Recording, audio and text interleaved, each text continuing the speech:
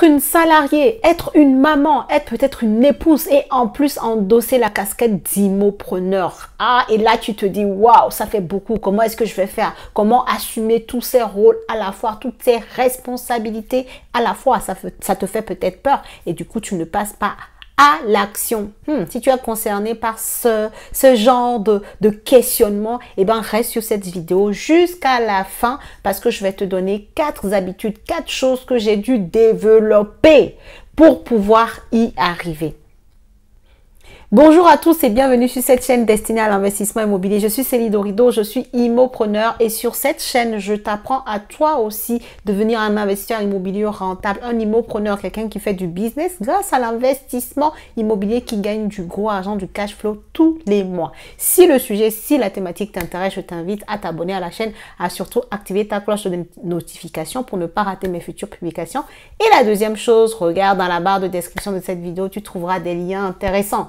Surtout si tu es nouveau ou nouvelle sur cette chaîne, tu trouveras ton cadeau de bienvenue et aussi un lien très important vers le canal des immopreneurs, le canal Telegram sur lequel je partage très souvent de l'actualité, des choses hyper intéressantes concernant l'investissement immobilier rentable. Donc rejoins-nous si ce n'est pas encore le cas.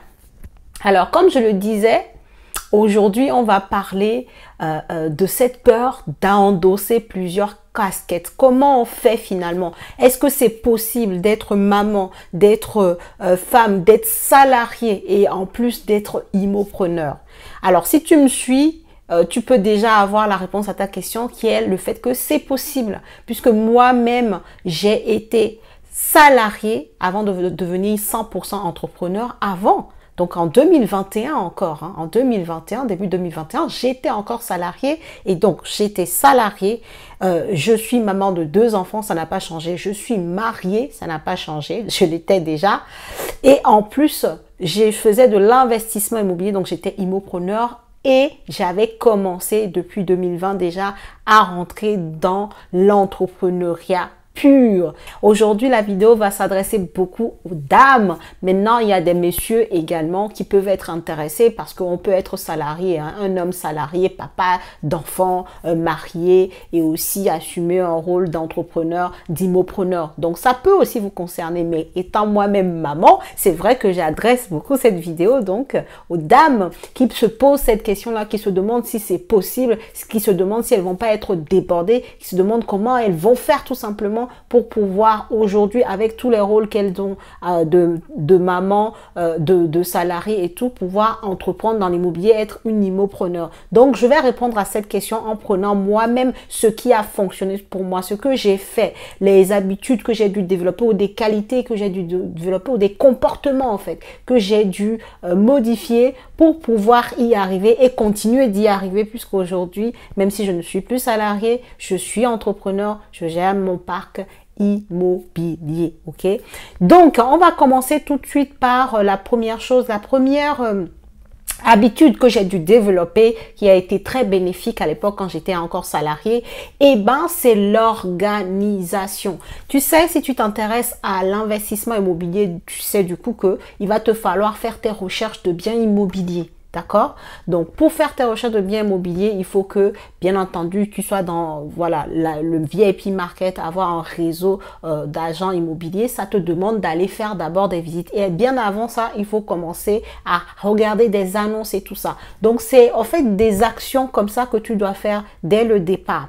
Et ben moi, qu'est-ce que je faisais quand je parle d'organisation? Le matin, je savais que je devais avoir 30 minutes pour commencer à regarder des biens. Le midi, j'allais manger avec mes collègues des fois ou j'allais à la salle de sport des fois. En tout cas, quand la pause où les gens sont en train de prendre leur café, là, moi, je sais qu'à ce moment-là, je dois prendre également 20 minutes, une demi-heure à regarder des annonces, à en mettre dans mes favoris si je trouve des choses intéressantes. Pareil, le soir, les enfants sont couchés entre 20h30 et 21h. Je sais qu'une fois qu'ils sont couchés, et ben à ce moment-là, je dois aussi m'accorder 1 heure sur l'investissement immobilier. Ça peut être 1 heure, une partie pour regarder des biens immobiliers, une partie pour me former, bref.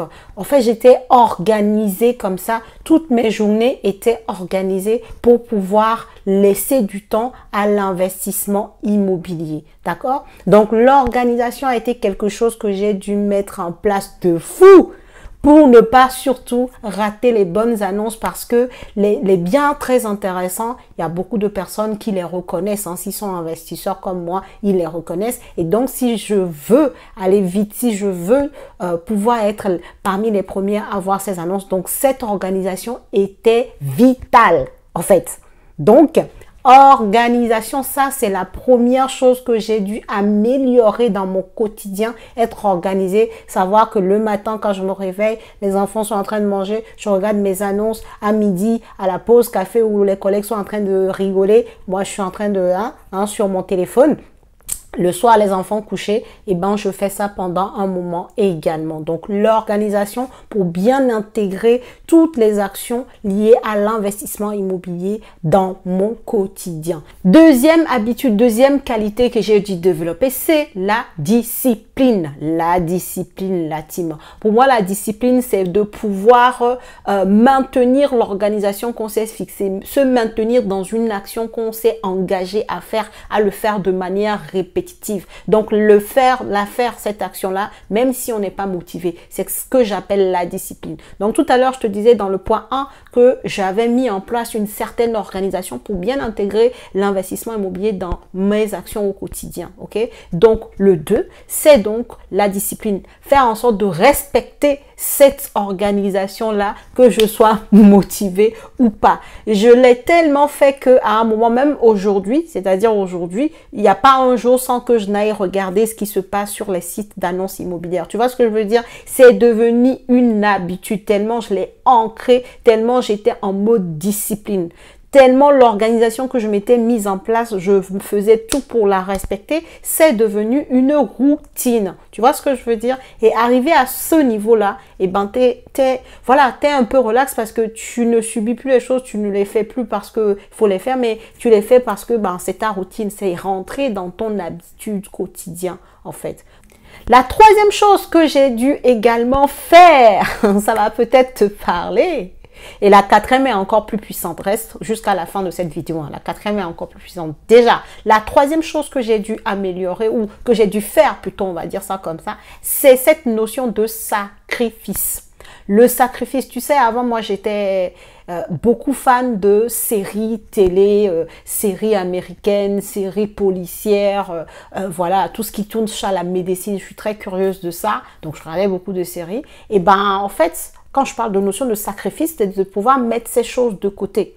Donc, tu vois, tout à l'heure, dans mon organisation, le soir, les enfants couchés, hop, je dois regarder l'immobilier. À l'époque, en fait, je regardais des séries à la place. Donc, j'ai dû apprendre à sacrifier des choses que j'aimais faire pour laisser justement un créneau, une place pour des actions liées à mon projet d'investissement immobilier. Pareil, j'ai dû apprendre à dormir plus tard qu'avant, en fait. Dormir plus tard qu'avant parce que je regarde des biens, je me forme également, je fais des choses. Donc, au lieu de me coucher peut-être à 22 heures, je vais me coucher à 23. Tu vois, il m'est même arrivé déjà de coucher à 1 heure du matin et d'être debout à 7 heures pour faire tout ce que j'ai à faire, aller ramener les enfants à la crèche pour l'un à l'époque, l'autre à la maternelle pour aller travailler, tu vois. Donc, cette notion de sacrifice, sacrifier certaines choses que tu faisais comme ça par plaisir, sacrifier le temps que tu consacrais à ces choses-là pour mettre ce temps à disposition de tes actions liées à ton objectif d'investissement immobilier. Ça, tu ne peux pas faire autrement parce que dans une journée, on n'a que 24 heures en fait. Donc, dans les 24 heures, tu vas pas pouvoir aller au-delà. Donc, forcément, si tu trouves que ton agenda est plein pour intégrer l'immobilier, ça veut dire qu'il y a des choses que tu dois supprimer. Et donc, dans mon cas, j'avais supprimé ces plaisirs-là de regarder des séries policières à la place. Je me formais, je regardais des annonces, tu vois. J'avais supprimé, non. Je dormais un peu moins que ce que je pouvais dormir avant parce que j'avais cet objectif-là et de toute façon, j'avais que 24 heures. Donc, il fallait que je me débrouille pour faire ces actions liées à l'immobilier. Donc, qui sont liées à mon organisation et à la discipline que j'avais mis en place. Tu vois, tous les 4 points que je vais te lister, tu vas voir qu'il y a des cohérences, des corrélations entre ces points-là, en fait. Donc, voilà pour la troisième chose que j'ai dû faire, cette notion de sacrifice, me sacrifier sur certains plaisirs pour aller réserver les créneaux aux actions liées à mes envies, à mes objectifs d'investissement immobilier. Et la dernière chose, La dernière chose, j'ai appris à être efficace. La team, si tu es maman, si tu es salarié, tu comprends bien que, comme je l'ai dit précédemment, tu n'as que 24 heures, donc il te faut être efficace.